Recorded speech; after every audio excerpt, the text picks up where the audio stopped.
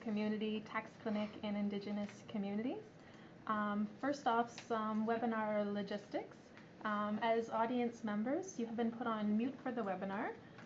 However, if you would like to ask a question of our panelists at any time, please use the question box at the right of your screen and type in your question. We will do our best to address questions as time allows or during the Q&A portion at the end of the session. We will also be sending you a copy of the slides of the webinar as well as a link to the recording within a few days, along with some resources that we'll mention today on our session. And finally, for those of you on Twitter, we will be live tweeting the webinar using the hashtag #ProsperWebinar. So we hope that you join us in that conversation as it continues. So my name is Natasha McKenna. I'm from Prosper Canada, and I'm pleased to be joined by three partners who are co-presenting with us. And we are honored to be hosting this training with you, and thank you for taking the time out of your day to join us. For those of you new to Prosper Canada, we are a national charity that works with partners in all sectors to ensure that everyone living in Canada, regardless of their income, has access to the financial programs, products, services, and advice they need to build their financial well-being. This training is part of Prosper Canada and AFOA Canada's Financial Wellness Project, which is made possible by the support of the Ontario Trillium Foundation. With the Financial Wellness Project, we've been working with First Nation communities in Ontario so they can best assist community members in building their financial wellness, reducing their financial stress, and managing their money in ways that help them achieve their goals and dreams for themselves, their families, and communities. So tax filing is a key part of financial wellness. For those of us in Ontario, there are over 40 potential federal and provincial benefit income programs that people with low incomes can access directly or indirectly as a result of tax filing. And many Indigenous people living on low or moderate incomes are missing out on these benefits they are entitled to because of some of the barriers associated with tax filing, or just the barrier of paying high fees for basic returns. So our session today and part 2 on December 6th is focused on providing you with the information you need to get started in planning and running a successful tax community clinic in your organization. So today I'm pleased to be joined by a number of presenters, an exciting panel around the table and over the phone as well. We're going to share information to help you as you begin on planning a successful tax clinic in Indigenous communities. And we know from some of the registration, some of you are already running clinics, some of you are thinking for the first time. So in alphabetical order and left to right, we have Jocelyn Bebamikawe. Jocelyn is from Wikwemikong Unceeded territory, located in Manitoulin Island, Ontario, where she works as an employment and training officer. And Jocelyn started Wikwemikong's volunteer tax clinic, and today she's going to share the story of their clinic and the successes and challenges that they've had. So welcome Jocelyn, who's joining us on the phone. To my right is my partner in our work at Financial Wellness, so that's Simon Brascoupé from Gitigan-Zibi First Nation, located in Maniwaki, Quebec. Simon is the Vice President of Education and Training for AFOA Canada, a man of many roles and talents. He's also a professor at Carleton University and at Trenton, has worked extensively and written extensively in the field of Indigenous studies, Indigenous health, and sits on a number of boards and committees. He is also on the Financial Consumer Agencies of Canada Research Subcommittee, and in 2013 he wrote a really important literature review of Indigenous financial literacy looking at Australia, Canada, New Zealand, and the United States. He's also written curriculum around Aboriginal retirement planning and a course for AFOA Canada. Myself, I'm Natasha McKenna, Program Officer at Prosper Canada since 2011. When I started working in financial literacy, Train the Trainer, and today I work in partnership with AFOA Canada on advancing opportunities for Indigenous financial wellness. To my right is Vinoth Wimalanath, and he has worked with the Canada Revenue Agency since January 2015. He has experience working as a taxpayer services agent at the Toronto Call Centre, recruitment agent, and a community volunteer tax program coordinator. Currently, he is the CVITP coordinator for Sudbury and Thunder Bay in Toronto, Ontario, so a key contact for those of you in those regions. Also joining us today from the CRA is Jonathan Cheung. He has worked with the Canada Revenue Agency also since January 2015 and has experience as a tax service agent and a technical officer. Currently, he is the CVITP coordinator for the Toronto Centre region.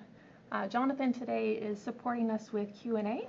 So as a reminder, if you have any questions during the training for any of the presenters, we'll have a question and answer period at the end of the webinar. But Jonathan can also respond to questions for the CRA on the CVITP program as they come in. And on the next slide, you'll see our agenda for today. So we'll do a few more introductions as each of our speakers present their section. Next up, Simon Brascoupé will talk to us about financial wellness and its determinants, so our framework for this work, and highlight some of the particular opportunities for providing supports around tax and benefit support. Then we have an overview on the CVITP program from our colleagues at the CRA, and then Jocelyn is going to be providing us with a first-hand example of running a tax clinic in her community, Wikwemikong. At the end of the session, I'll be looking at providing an overview of what are some different tax models for considering for your planning, and we'll have our questions and answers section and then a highlight of where we're going to go from here. And a special thank you and acknowledgement to Simon, who has provided a number of the photographs and beautiful artwork you'll see in the presentation today. As I said, a man of many hats and talents, so I'm going to hand over to Simon, who's going to begin by introducing AFOA Canada. Thank you very much. Kwe, greetings. We're in Toronto, and I'd like to recognize we're in the traditional territory of the Mississaugas. AFOA Canada, we call ourselves a National Centre of Excellence, and we do a lot of work in the area of capacity building in Indigenous communities across Canada. One of the things that we do is financial literacy and wellness, and it's an area that I'm very committed to and enjoy the work both in my day job and in my volunteer job. So we'll go to the next slide. So we defined financial wellness. I think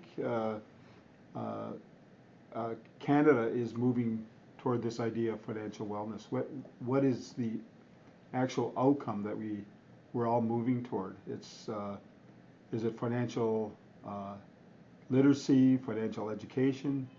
But the wellness is, I think, speaks to many of us. So from an Indigenous perspective, we look at financial wellness as balancing income, saving, investing, spending, to achieve our life's goals. And we look at it holistically from a physical, emotional, mental, and spiritual aspect.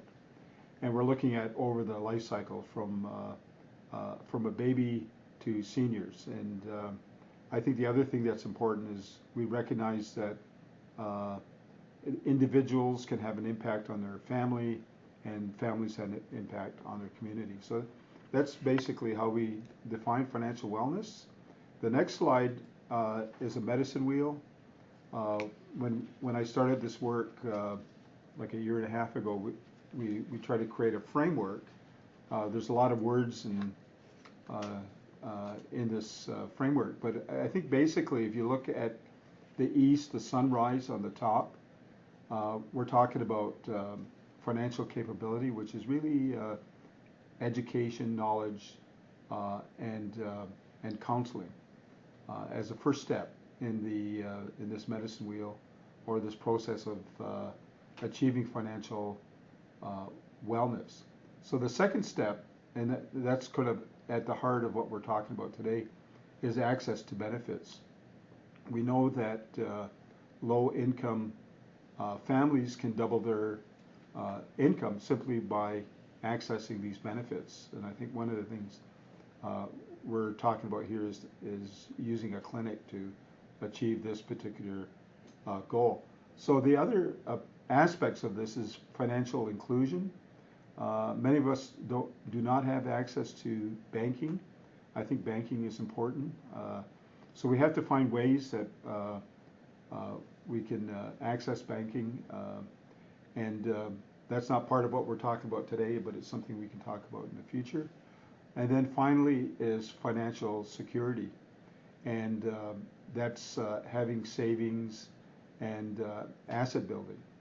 And again, that's another topic for another day. So the next slide, we talk about opportunity of tax and benefit supports. And the CRA published a very interesting report this past June, and the barriers that were identified in the report are very similar to the actual experience that we have had in the work we've been doing in Ontario. And so the question was, what are the barriers to tax filing? People were saying they're just unaware of the benefits. So I think when guys like my father, when he was alive, they'd be at the coffee shop, they're not talking about tax and tax benefits. So it's something that's just not talked about in the community.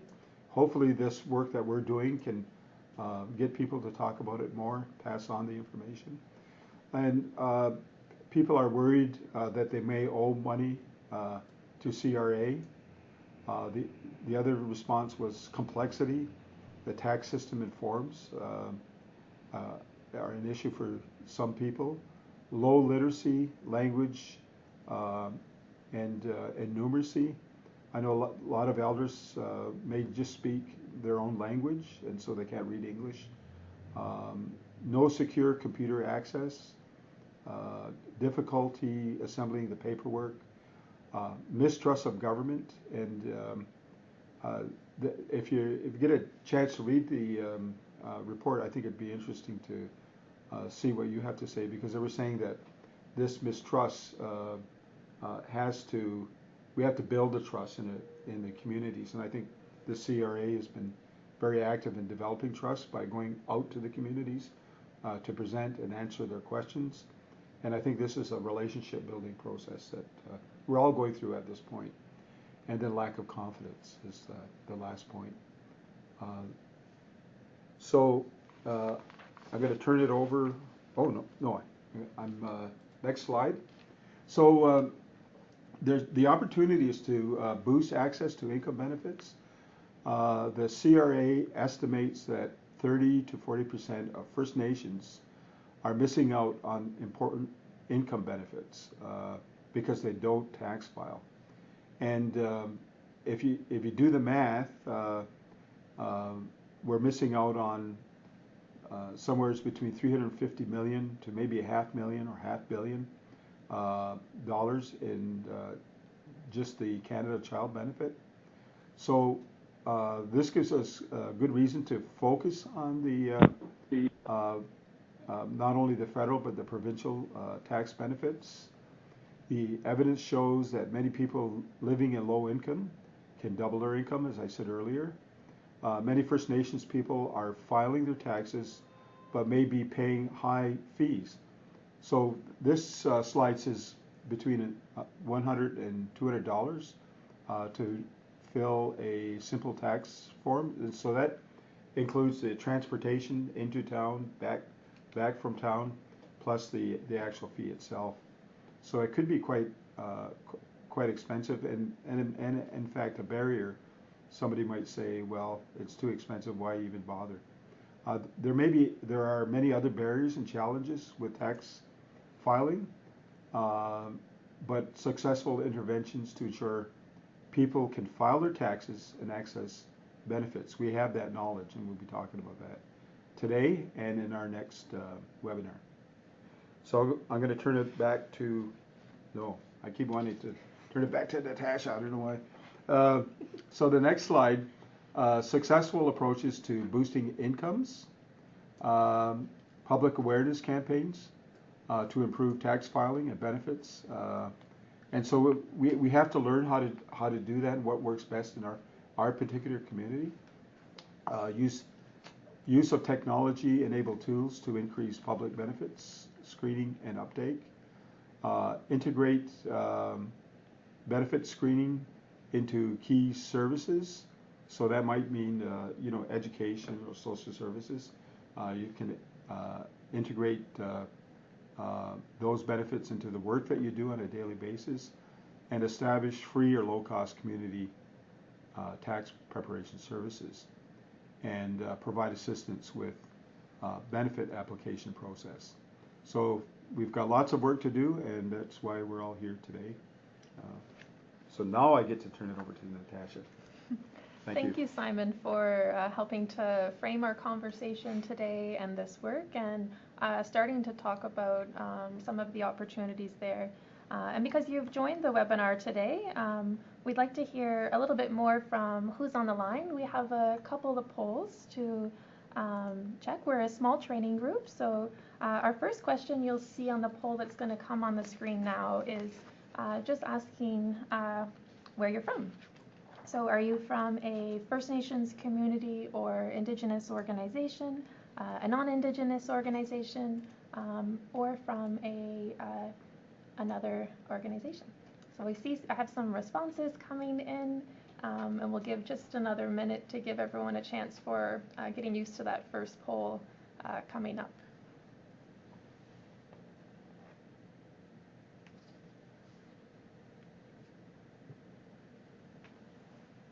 Okay, I think we'll close our poll there. And we have 33% of folks on the line are from First Nations or community or Indigenous organization. 53% of our attendees today are from non-Indigenous organizations. So I know a number of you in the registration were saying that you work with communities in your region, or looking about how you can better support access to tax filing. And some of you are from other organizations. So we're going to go up to our next poll question, and that's just to get a sense of some of the geography. So is your community urban, where you're joining us from today? You're coming from a rural community or setting, or from a remote or fly-in community?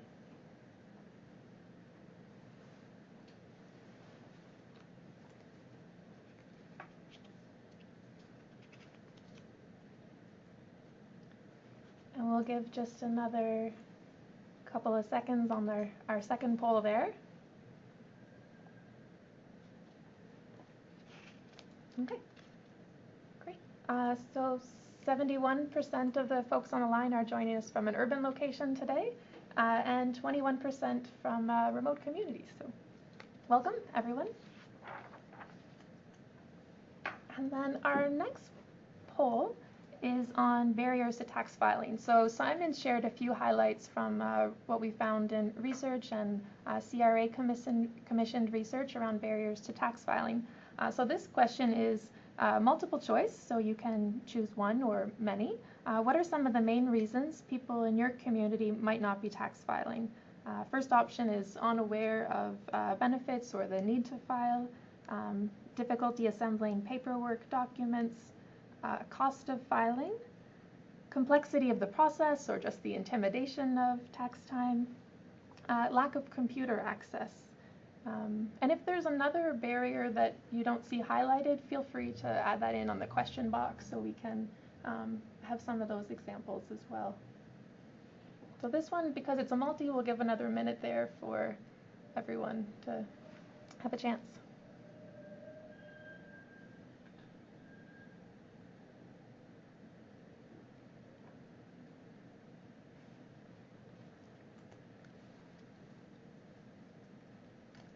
Okay, most of you have voted. We're going to close that poll so you can see the results. This is interesting. So the top two reasons that came out are, one is just unaware of the benefits of tax filing or need to. So I think that speaks a lot to opportunities for outreach or direct or simple messaging. That difficulty assembling paperwork and documentation, what's the T5? What's this form that I need? Where do I get that from? So we definitely see that as a challenge around financial management for everyone living in Canada, but particular barriers.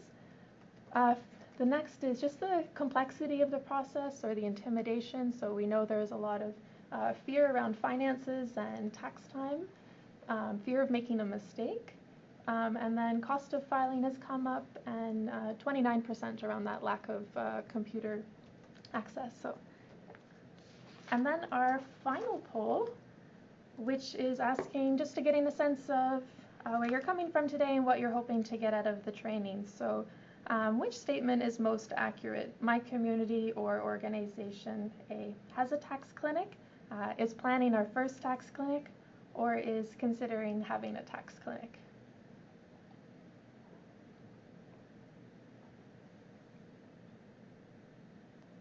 You see some responses coming in there. That's great.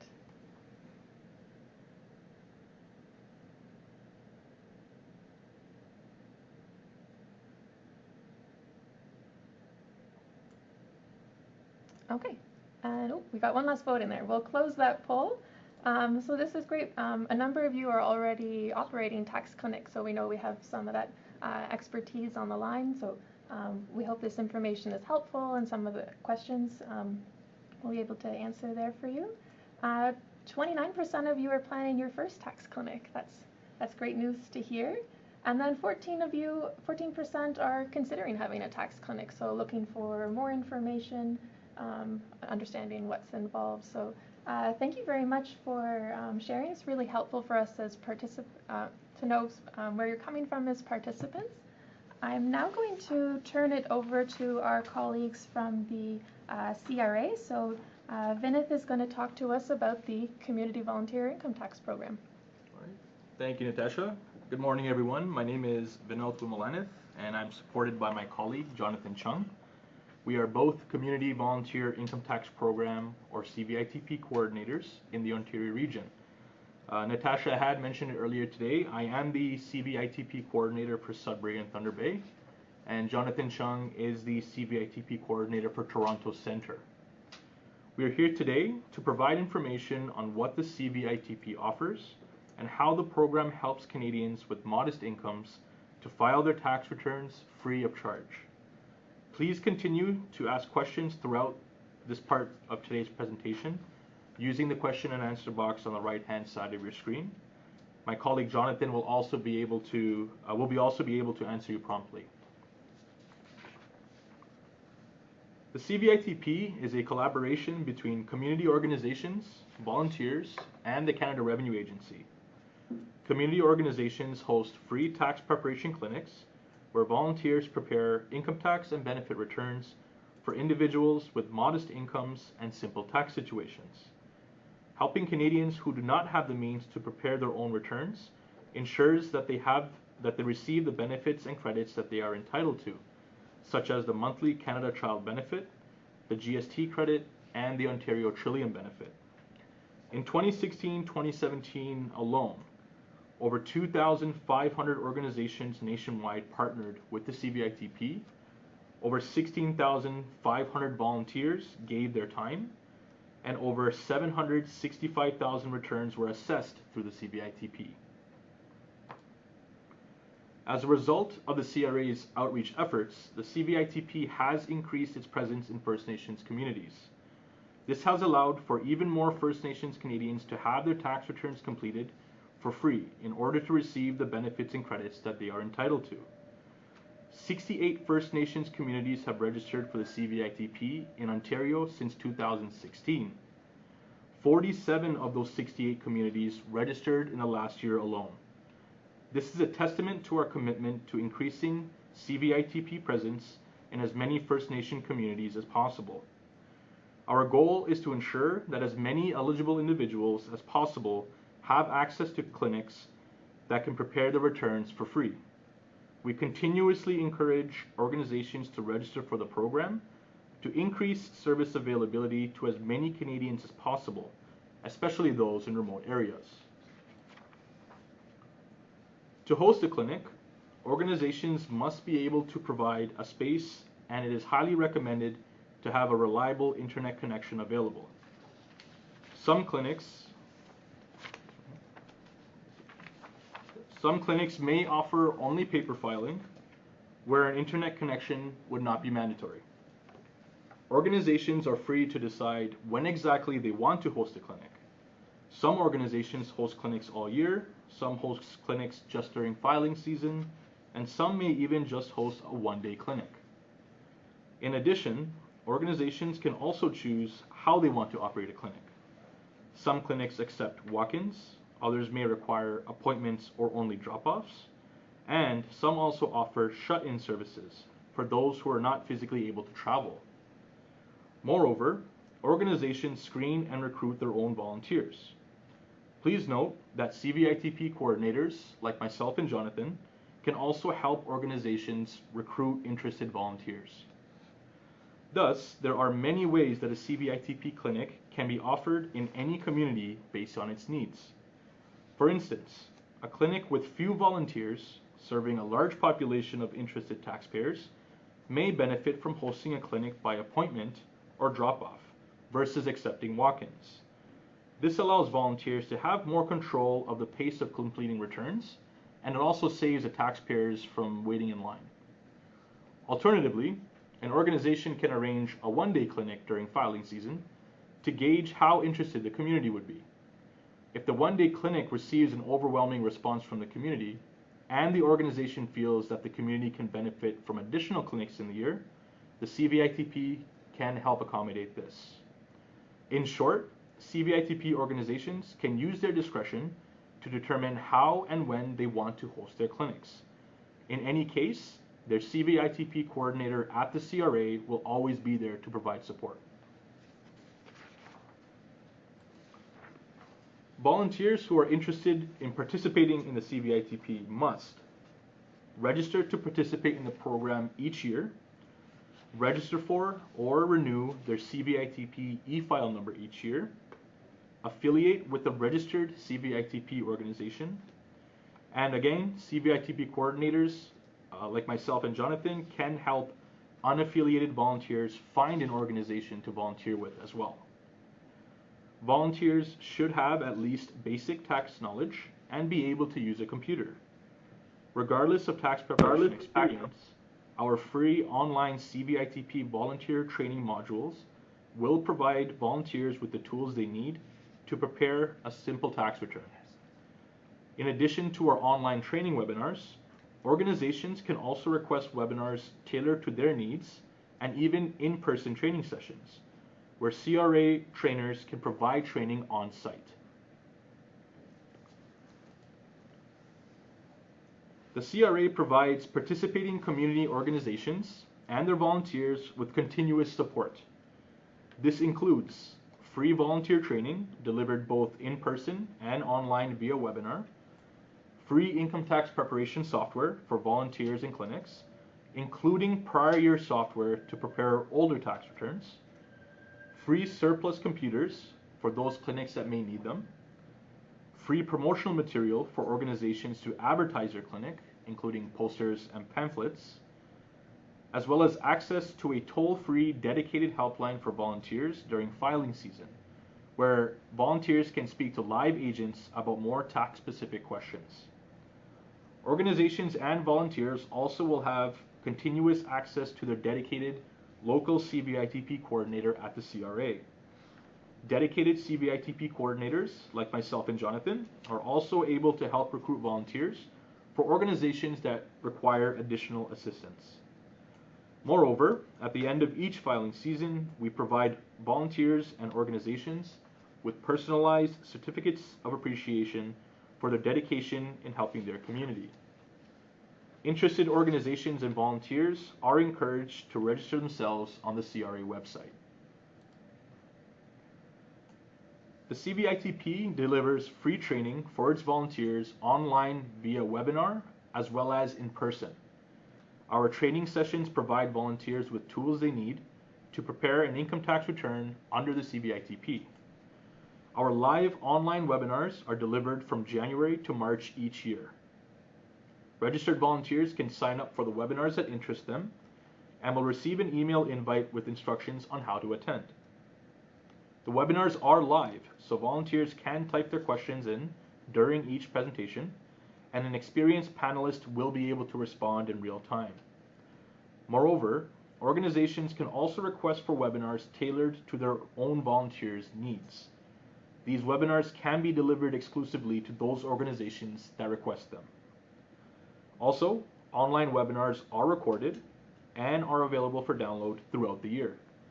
Therefore, if a volunteer is unable to attend a specific training session, they can download the recorded playback version and watch it at their own convenience at any time. In addition to online training, organizations can also request for in-person training at their location. With in-person training, requested training topics can be presented on site for organizations and their volunteers. In-person training can be requested year-round and can be arranged with your local CVITP coordinator. Our volunteer training covers a variety of topics, including seniors, Indigenous peoples, medical expenses and disability, and dependents, benefits, and credits, just to name a few. One of our most popular training topics is our U-File Live presentation, where the presenter will use realistic mock taxpayer profiles equipped with mock tax slips and receipts to demonstrate how to prepare a return in U-File in real time. Volunteers will be able to follow along the tax preparation process as the presenter shares their U-File screen. The CRA has made it even easier for Canadians to access their own personal tax information online. My Account is a secure online portal that lets you view your personal income tax and benefit information and manage your tax affairs online. My Account is convenient, easy to use, fast, and secure. It is available 21 hours a day, 7 days a week. After registration, it only requires a simple login with your unique and secure CRA user ID and password. And information is up to the minute and all transactions are processed immediately. My Account allows you to track your refund, view or change your tax return, check your benefit and credit payments, view your RSP limit, set up direct deposit, view and authorize your representatives, and so much more. To register for My Account, simply visit the CRA website. During registration, you'll be asked to provide information from your most recent tax return for verification. For more information on the program, feel free to visit the CVITP webpage on the CRA website. If you are interested in participating in the program and would like more information, you can also use an online web form to contact a CVITP coordinator on the CRA website. A CRA coordinator will reply to you within 1 to 2 business days. Again, an additional opportunity to ask any further questions will be provided again at the end of today's presentation. We will also provide an additional resource for download in a follow-up presentation as well. On behalf of Jonathan and I, we would like to thank you all for this opportunity to share what the CVITP has to offer. We hope that we have piqued your interest and look forward to seeing most of you get involved. I will now pass the next part of today's presentation to Jocelyn, who will be sharing her own experience with hosting a CVITP clinic in a First Nations community. Thank you. Hello, I hope everyone Muted. Me? Unmuted. Show. My name is Jocelyn Bebamikawe, Muted. volunteer for the Wikwemikong Volunteer Income Tax Program, and I was asked to share a bit of information about our program in Wikwemikong. Next page. Next slide. So I just broke it down to learning about Wikwemikong, our sponsoring agency in Amagajik, how we started, our current statistics in the program, some of our successes, our challenges, where we see some gaps, some First Nation tax questions that we've come across, and how we see ourselves moving forward. I'm just going to try to speak a little louder here. Okay. So the Wikwemikong unceded territory is located on the eastern end of Manitoulin Island. Our community totals over 55,000 hectares of land dispersed across 6 main satellite communities. The satellite communities include Rabbit Island, Murray Hill, Cape Smith, Wikwemikong, Kaboni, South Bay, and Buzwa. We have an estimated band membership of 7,351 members, and of that number, 40.7 live on reserve. Our population consists of 3 different tribes, Adawa, which are known as the Faith Keepers, Ojibwe, known as the Faith Keepers, Odawa, known as the Traders, and Potawatomi, known as the Fire Keepers. This alliance is known as the Three Fires Confederacy. So the Odawas were here inhabiting Manitoulin Island prior to settlements of other First Nations. The second First Nation to arrive would be the Potawatomi in 1830, and then Ojibwe in 1850. Next slide. Our sponsoring agency is called Inalmagajik, People Helping People, and we're also known as the Wikwemikong Development Commission. We're a nonprofit corporation incorporated without share capital. We operate as the economic development branch of Wikwemikong Unceded Territory. Our mandate is to develop natural and human resources within Wikwemikong to enhance the socioeconomic conditions and quality of life of Wikwemikong band members. As part of Inalmagajik is the Winnigitchtud Labor Market Services.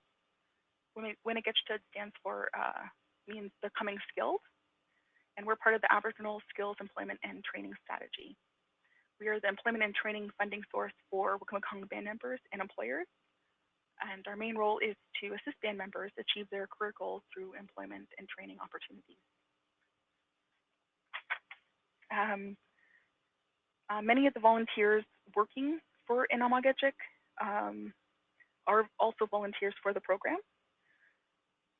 We also have volunteers through the Employment and Training branch. We also have volunteers who work with the local Wikwemikong Ontario Works office and our Addiction Services unit. Next slide. So how we started. We started in 2014 with 2 volunteers. Our original goal was to actually teach individuals how to file their own tax returns. But we recognized early on that not everyone would have the same comfort level needed to file their income tax return, and that included both the paper filing returns or online. We expanded our goal to include assisting filing yearly returns and joining the volunteer program. Some of our first year challenges included finding a community sponsor, finding free space, access to the internet, access to computers and printers, including paper, language barriers, and the overall how to set up the clinic. In the first year, we were able to work with our local arena, and they were able to let us use the space for free every Saturday. However, the space itself was challenging. There was no privacy to talk with community members. It was just a very big open space. And we didn't have any telephones available to call the CVITP helpline. We had to use our own cell phones.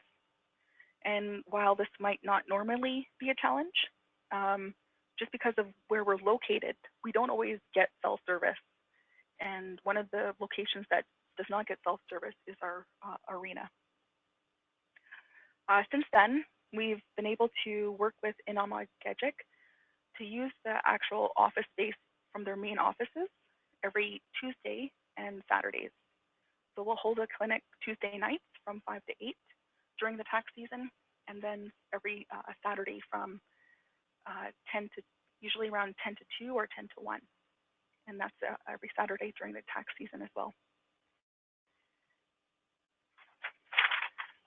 In the first year, we did have issues with access to internet. While the arena did have access to Wi-Fi, the Wi-Fi was very old, and we were only able to get service within certain areas. And even then, sometimes that service was not working. And now that we're located at the main building in Inalmagajik, we are able to access their internet service so it's much faster and there's no trouble there.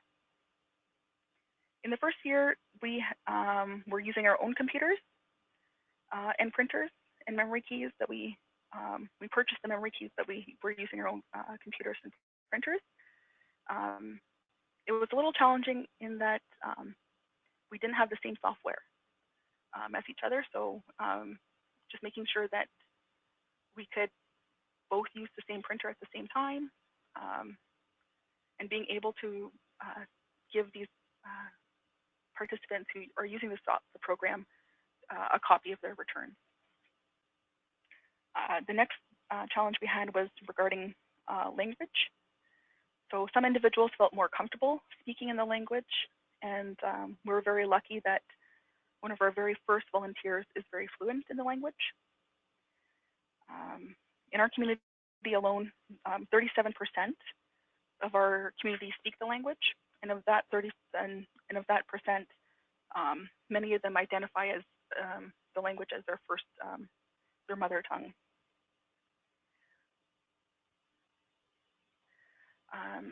As well, one of the things that were discussed earlier was that assisting clients within certain income brackets, we don't follow that per se.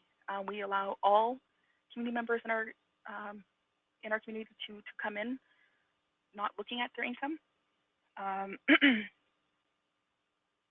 So in our community, the average income is around $20,659.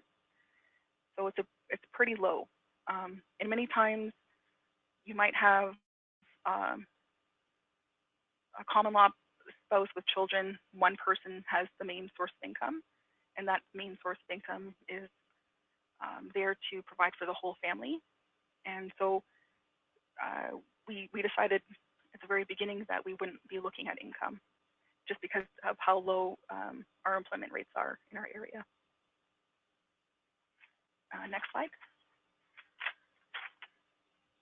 So our current stats, as of May this year, we have filed over 1,692 returns, and that includes back years. So when we first started in 2014, we were filing starting 2006. What we do notice is that individuals who are about to retire are starting to file their returns, and many of those individuals will go back the full 10 years. We also noticed individuals who were returning from school who have never filed their income tax are just saving up their information to file it all at once as well.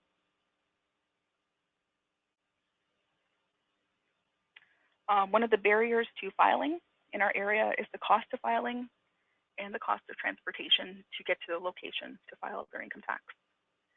In our area alone, an average income tax is around $60 for a basic return.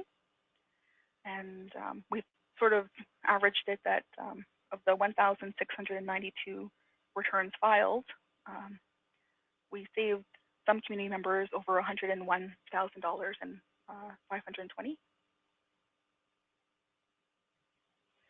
As part of our program this past year, we also partnered with our Wikwemikong Energy Department to help clients save money through a rebate program to lower the cost of their hydro bills, and that's worked out really well.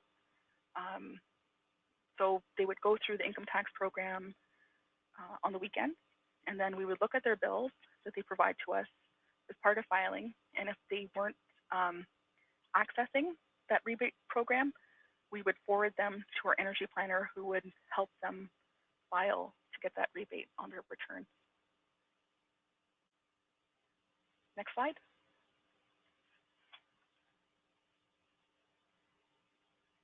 Some of the current challenges we face as part of the program is that because it's run by volunteers, we don't have a dedicated time throughout the week to help clients with their tax questions.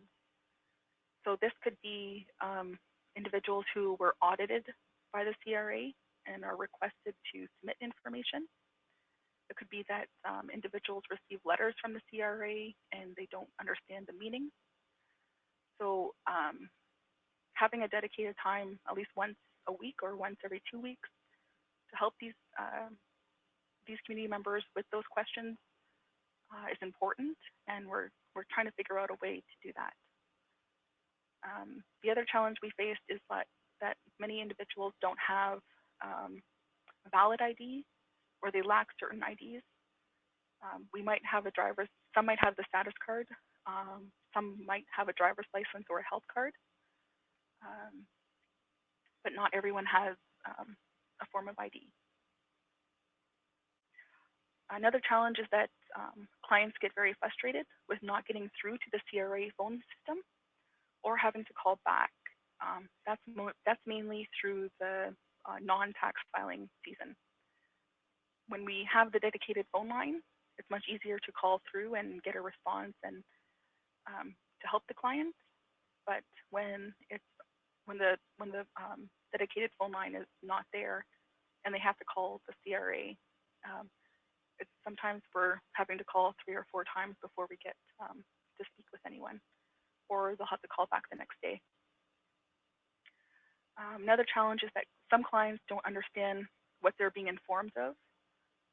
While the forms are probably clear, just the basic understanding of what they have to do or what that information is being provided to them.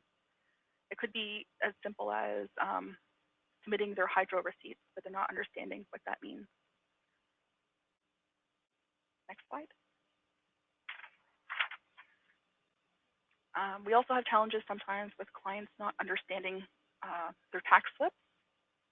One of the main examples was when they were issued RC-62s, which would have been for the universal child care benefit. They didn't know that they were supposed to file this form if they had dependents, or what the form was, or that they were even given that form. So when they got it in the mail, they didn't think of it as a tax slip. So when they some people just threw them away and had to call the CRA to ask them what that line number would have been. Another challenge is late filers. This is especially relevant to pensioners. So they're required to file on time every year so that they can receive their pensions. Sometimes they're not really understanding that they have to file, and when they're not getting their pension and they call in to about their pension amount, that's when they're notified that they have to file, or else they'll get a slip in the paper requesting that they verify their income. And we'll help with them with that as well. Another challenge is that because in each clinic, we'll probably get around 20 to 30 participants within a 3 to 4 hours. We do get long lineups, and while it's very fortunate that we have the location we do, there is a long wait list of individuals wanting to see a volunteer to file their taxes. We did try in the first year and second year the paper filing method. However, we found that in our community it does not work. We noticed that while individuals may drop off their information, some did not actually come back to pick it up, and we were left with the responsibility of, protecting that. And it just became a little too much for us to take on. So we like that we're able to offer just the, walk-in type of clinic. And that relates to space as well. As our organization grows, we're very limited in our space. And as our community grows, we're getting very limited in the access to free space or space that's available to community members. And the other challenge we have is very general, probably just about our clinic, but access to office supplies. We're very lucky that we get access to reams of paper from the Wikwemikong Ontario Works and the Family Center, as they recognize the benefit of the program. But but we're also lucky that the organization allows us to use their printers, their computers, and their ink. And you wouldn't know it, but ink and paper really add up over time. Yes. Next slide. Some of our successes. So since 2014, our volunteers have grown by 7. So we're around 9 to 10 volunteers, depending. We've increased, the program has increased the number of community members using the service, those who are aware of the service, and those who are recommending our service. We also receive support from our local organizations, like Ontario Works, the Family Center, the Addiction Services Unit. And we're very lucky that way that we're all trying to work together to help community members. One of the benefits of this program is that we're able to assist clients to file their back years. There are many clients who, for whatever reasons, have not filed. And sometimes it might take them over maybe around 6 to 8 months or a year to file. They might think about filing, they might wait. We'll help them send a letter to CRA. They'll receive their information, but they're still apprehensive to file. And sometimes it's just walking them through the process and helping them to file each year. Another success is us being able to help individuals who are being audited by the CRA to submit information to them or to help report back. So that includes if you're, for example, you're being audited and you're requested to submit your hydro receipts or energy costs. So we will help the client submit that information to the CRA. We also help with completing T1 adjustment forms. So if an individual wants to access, for example, their tuition credits for whatever reason, if they're trying to offset the amount of taxes they owe, we can help them go back years. That can also include those who've been eligible for the DTC to go back years as well, from whenever their eligibility started. We've also been helping clients write letters to the CRA regarding tax-related issues. We had one client who was requesting debt relief from income, and this individual was very low income, and we helped them with that letter as well. We also helped with pension amounts on reserve and other tax slips. Another success of the program is that community members are able to access government benefits like Trillium. There's also the child benefit, the working income tax benefit, and many of the clients in our area are just starting to qualify for the working income tax benefit. Another success of the program is the ease and use of the U-File software. For a beginner volunteer, the software is very user-friendly, and when challenges or questions come up, they're able to kind of navigate that software to find out those questions themselves. And if they don't know the answers, the other volunteers are able to help them as well. And if we're not able to help them, then we also have the hotline as well. Next slide.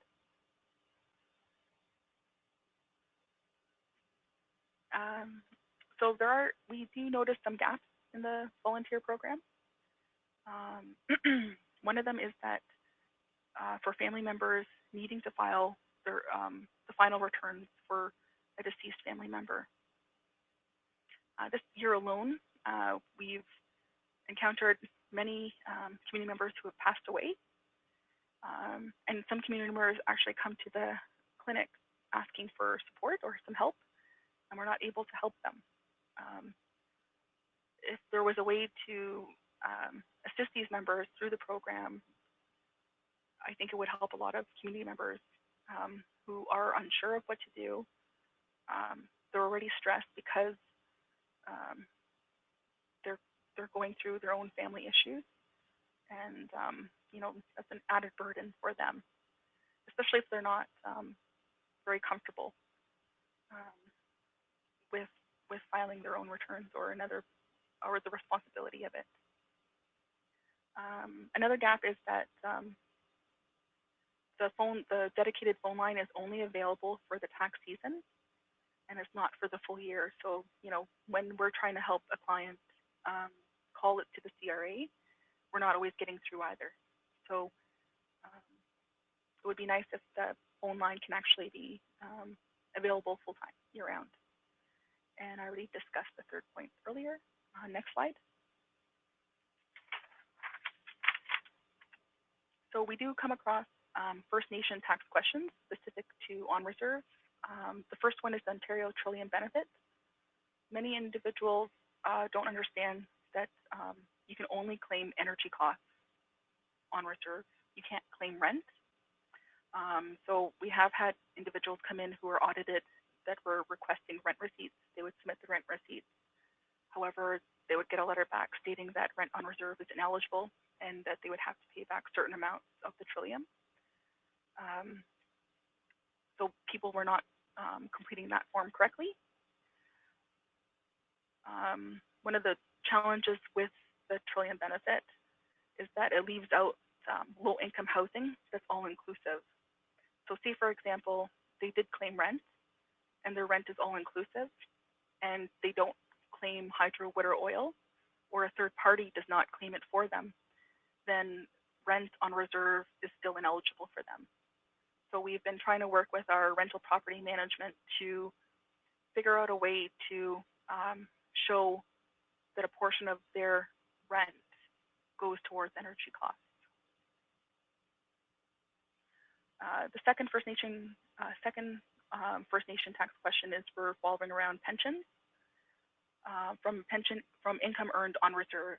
So a client will come in and they'll have T4As from income earned on reserve, and we'll file it under tax exempt. However, they'll get letters back stating that this income is taxable and that they're owing money back. So we'll follow up and send a letter from the band stating that no, this income was earned on reserve, it's non-taxable, and that it shouldn't be taxed. However, the client will also get another letter back saying that no, they have to, it is taxable. Sometimes the letter will work, sometimes it doesn't. So it's always, it's a little confusing for the client. When they did have universal child care benefit, many clients did not understand what that form was. They didn't understand why it was taxable and or why they had to claim it. So as we don't have that form anymore, it's not as relevant, but the first two are. Next slide. How do we see ourselves moving forward in the program?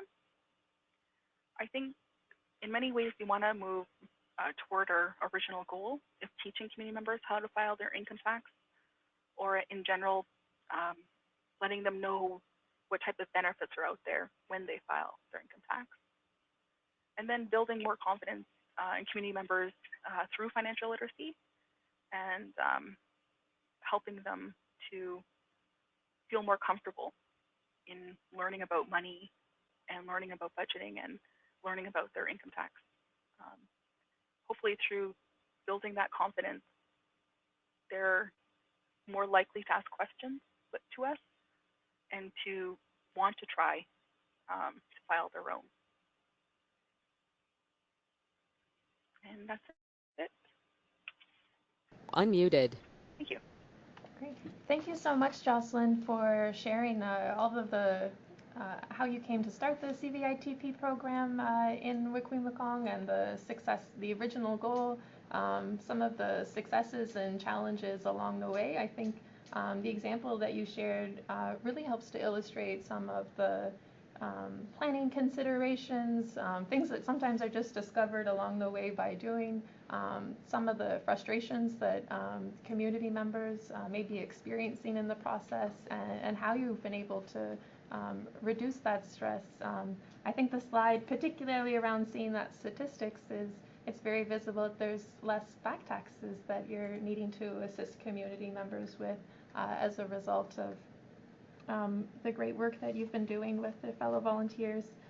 And that final note around coming back to that original goal for community members who may be interested in how to file their own taxes and opportunities for connecting financial education to this work, which we saw in the framework and the medicine wheel that Simon shared. So we see financial education and information as a key part of success. So what I'm going to do, we're at 2 o'clock. Our webinar training today takes us till 2:30.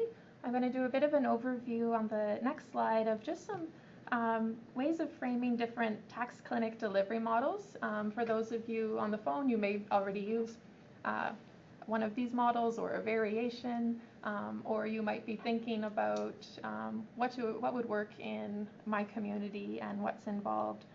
So I'm just going to touch on some of the common types of tax clinics, appointment-based model, and share some of the things you might want to think about in the planning and what are some of the potential advantages and challenges of each of these models. So the walk-in, drop-in, so Jocelyn gave us a really good example of how that's worked in her clinic and some of the advantages and challenges there, as well as the drop-off pickup. So we know that first, it's all about finding what's going to work best for your community and the community members that you serve.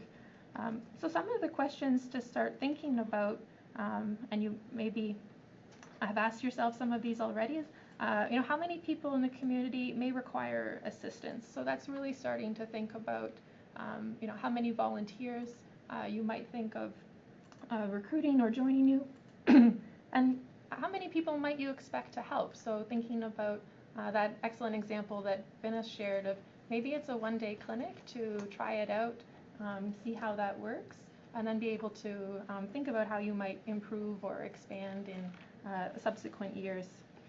What's that ideal location for serving community members? So Jocelyn shared some of the changes in venue and the consideration around thinking about privacy for meeting with people one-on-one when talking and helping with taxes, but also space for a meeting room or people that might be waiting.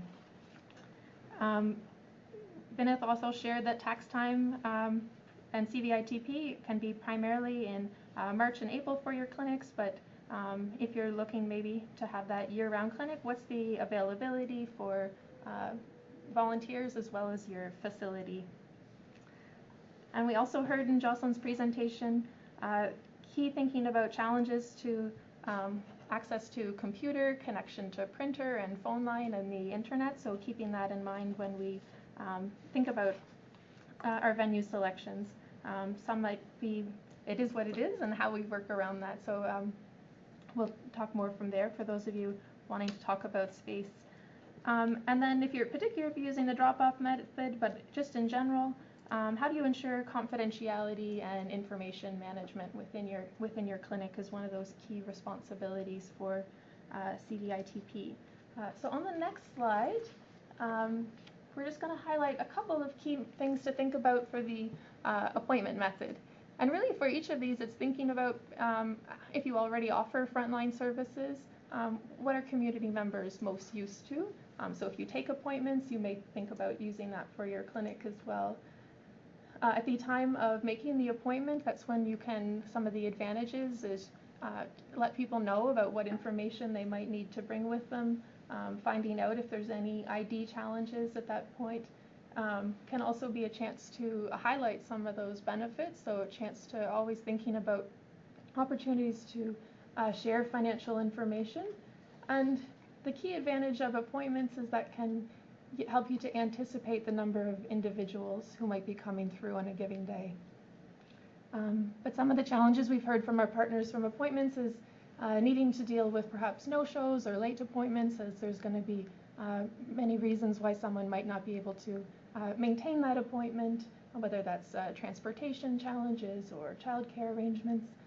So if you have opportunities for providing supports in that area, that can also assist for any of these models.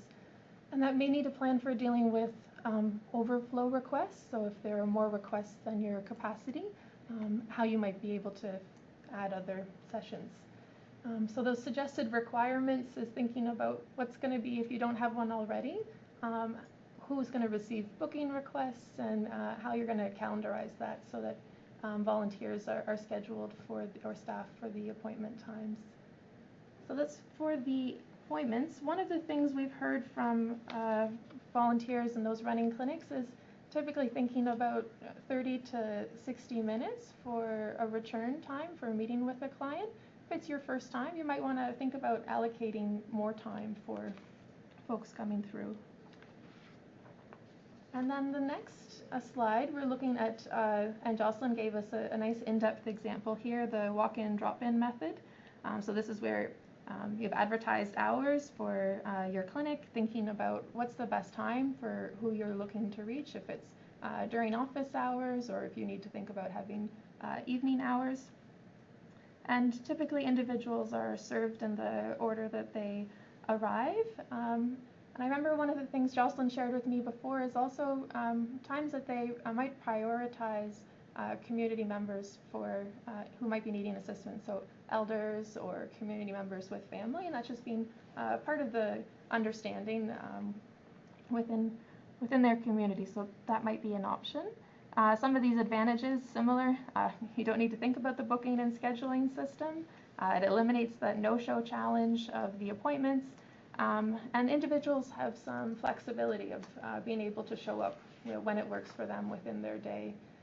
But it can be harder to anticipate the number of individuals attending the clinic, and that's where there may be wait times. So thinking about, depending on the size of your community or the number of volunteers, how you might be able to work that through with scheduling.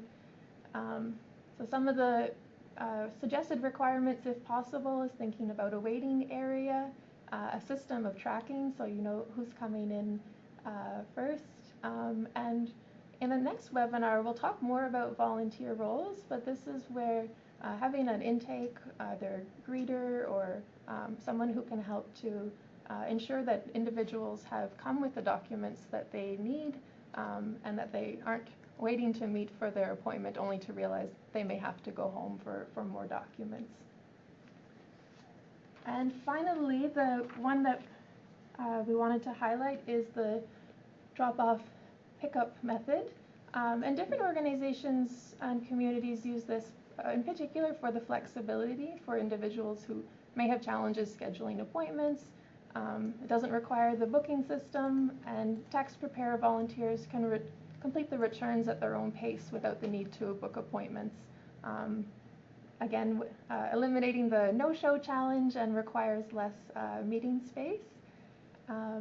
And often what we've heard from clinics that use this method is that they are able to follow up and may often need to follow up with the individual to make sure that they have all the information to complete the return. This one, like all of them, but in particular, will need a system for holding tax returns if there's various stages of completion, so a locked filing cabinet, and may have some challenges if it's missing paperwork. So as you heard from Jocelyn's example, for them it worked better to have a walk-in where they were directly with seeing individuals through the process.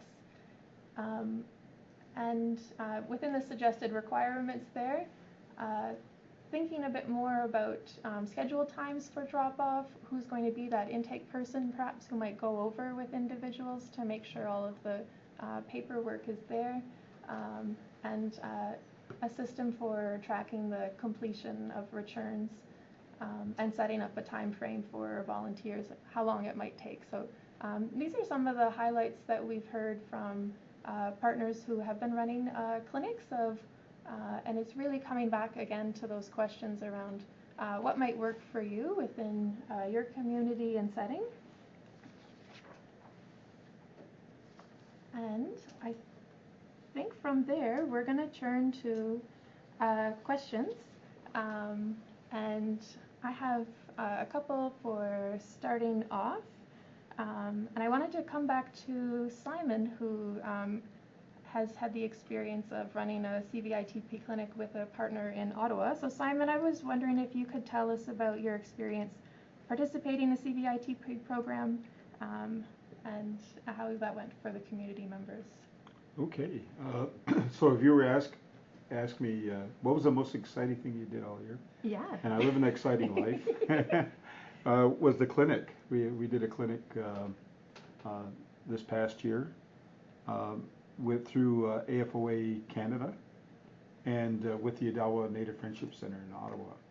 So we had 5 of our staff become volunteers, and we decided we're going to go modestly. We'll fill out 10 filings, and we ended up with doing 27. And so I was all excited, you know. And so this year, we kind of did it at the last minute last year, but this year we're planning. We started already. I've registered, and our volunteers are registering. And one of the things that happened last year, just go back last year again, somebody just showed up who volunteers for other organizations, and she said, next year I'm going to bring my friends, because she wanted to do tax filings for Indigenous people in Ottawa. So that was exciting. So this year, we've already talked about how we're going to do it. We're going to have one in January for seniors, because they get their old age security files in early in the year. So we're going to do one toward the end of January. We're going to do another one in March for those to do regular filing, and then the latecomers late in April, like we did last year. So who knows? We could do 100 of these things.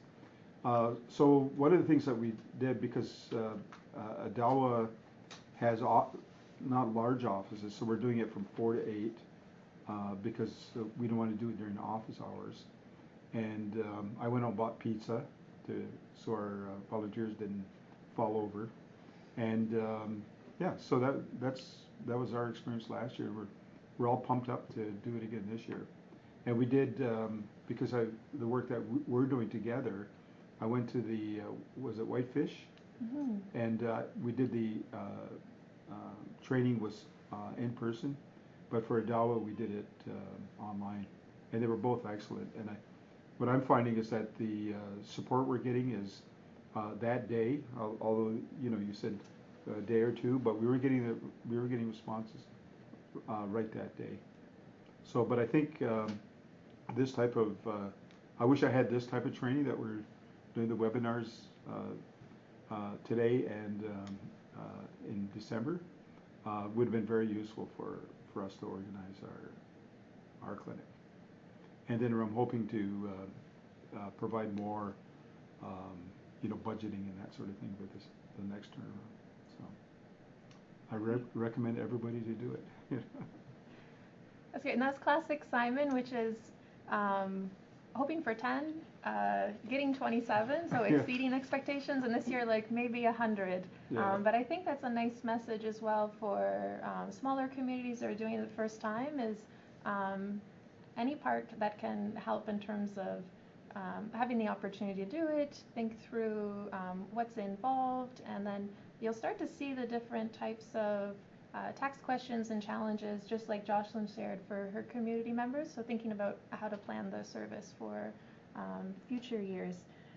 So Vinoth, I was going to ask for one question is, Jocelyn spoke about the volunteer helpline. Can you tell us, and Simon, about his experience of getting assistance on there? Yeah.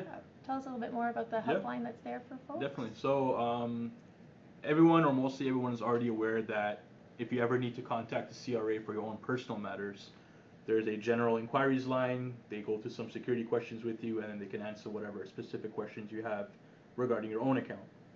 Of course, during filing season as a volunteer, sometimes you might run into an issue where you have a specific tax question and you need some help immediately because maybe you have someone waiting for you for an answer. And if you try to call that line during filing season, more than likely you'll be on hold for like half an hour, or maybe you won't even get through the line right away. So one advantage of being a CVITP volunteer is that during filing season, generally between February and the first week of May, we offer a dedicated helpline strictly for CVITP volunteers. So that means that, let's say you have a volunteer that's filing a return, they have a specific tax question that they need some clarification on.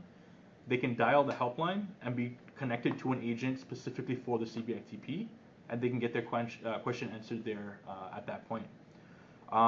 So it is available from February to the first week of May. Hopefully we'll see that get extended eventually. But it is a resource that's available. It's part of the support that we provide. In addition to that, the volunteers, if they need to, they can also communicate with one another. They can communicate with their organization coordinator. And then if need be, their organization coordinator could also pass it by their CVITP coordinator at the CRA. So just another tool that we offer, and it's one of the main or top features of the program that we find volunteers love the most is the helpline. So we encourage all volunteers to use that as much as possible. Great. And the helpline, is it for hours? Is it? It hasn't been set yet. It's on the website. We can. Generally, it's usually during regular business hours. Okay. And then they also offer Saturdays. Okay. Because there are clinics that run during filing season. The hours and the specific dates and times should be published publicly towards the end of the year. But generally, you're looking at regular business hours and then Saturdays as well. Perfect. Thank you. And I think that having that assistance starting out, knowing that there may be questions that you're not prepared for or anticipate, but knowing that the helpline is there. And one of the things that Simon mentioned, part of our intent of offering this training is to give some of that preview of what's involved for folks with the CVITP program, but as well, what are some of the decisions and options that are there for making this your own community service and ensuring that it's relevant and speaking to the needs of community members and those unique challenges that they might have. Jocelyn, with that, I always think of you as someone who's just so passionate about tax filing and connecting community members to benefits and now doing the work in the financial literacy. But thinking back to 2014 when you had your first clinic, do you have any advice for anyone doing their clinic for the first time? Muted. For the first time? Unmuted. Can you repeat that one more time? I just didn't hear that last part. Sorry, do you have any advice thinking for someone who's, some of our callers on the line are doing a clinic for the first time? Any advice you might have for them? Muted. I guess the main one for us was we learned a lot through trial and error, so don't be afraid to make mistakes. And when you're unsure, always ask questions. So, a lot of the physical challenges like space, internet, and all of those, they can, if you're creative, be overcome. But if you're not comfortable with asking questions or getting follow-up questions from the clients, that's where you'll come into a lot more trickier challenges that might have to be corrected later on. And overall, you want clients to have a good experience. You want them to feel like they're being heard. And at the same time, you want to keep continually learning yourself and educate yourself. And the only way you can do that is continually using and practicing on the UFile software, calling the helpline when you're unsure, and in some cases, going online and looking up the Income Tax Act and finding out why is this eligible, why is it not. It takes a bit of time sometimes when you're first starting out, but it's worth it. And when clients have questions, and they will have questions, you're able to respond back to them. One of the things I did notice at the very beginning of the year is because people were so, when we first started, people were very apprehensive about the CRA, about providing information to the CRA, and they were unsure about why they owed income, why they might have owed money. And being able to explain that to them and to go through why they owe that income, what those amounts are, and showing them That was the best learning experience for us and for them. Unmuted. Thank you. I think those are some really key highlights, knowing there's going to be challenges with that creative problem solving that you do and that you can do, but also some of the ways of preparing yourself so you have the information that's there. But I really liked that key element that you're highlighting, is thinking about how to make this a what can be a challenging and negative, stressful experience to a positive experience for community members. So bridging information or being able to explain or deal with some of those challenges, and particularly coming back to ensuring people are getting the benefits and the information that they are entitled to. I think we're going to wrap up for our questions there. So thank you so much for everyone for sending questions. If there are any that come after the webinar, please feel free to contact with those so we can ensure that you get the information that you need. I want to give a little bit of a highlight of our next session, as well as a few resources and some of the next steps from there. So today we really wanted to ensure that we provided an overview of the CVITP program, the opportunity of tax filing and connecting community members to benefits, and considering what are some of those barriers that are there, and you each highlighted some that you see in your community, and having the excellent example from Wikwemikong and Jocelyn's work of how has this worked in one community context, and then having the time to think what might be different from there. So in the next session, we're going to get more practical into some of the steps for planning this as a community-wide effort, and thinking about outreach. So what might be some of those messages or ways of connecting this information so that community members are aware of the clinic, aware of what they need to bring, and knowing who they can go to for more questions. We're going to highlight different volunteer roles to consider for your clinic, depending on the size and the scope. So we'll talk a little bit more around the role of an intake volunteer or a greeter, having a volunteer that may be more on the technological side of things, making sure all equipment is there. So how you can ensure that anyone supporting your clinic has a role and is aware of how you'll be supporting each other.